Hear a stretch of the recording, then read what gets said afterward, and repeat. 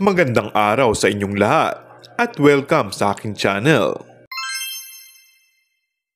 Tahimik lang ang aktor na si Coco Martin at sekreto ang pagbibigay niya ng tulong kay Nora Aunor. Ayon sa aming source, malaking amount umano ang binigay ng aktor sa superstar.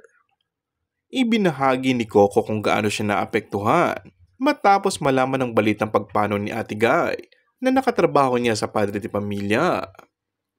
Kasi si Ate Guy hindi lang namin nakatrabaho bilang artista, talagang naramdaman namin siya bilang nanay. Dahil nung nakasama namin siya sa Padre de Pamilya, mula noon kasi yung relationship nagdire-diretso, saad ng aktor at direktor.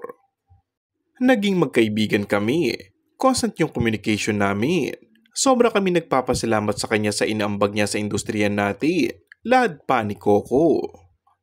Samantala, sa kabila ng mga balita, ayon sa aktor ay hindi na kailangan pang sabihin kung sakaling tumulong ka sa tao, lalo pat malapit sa'yo.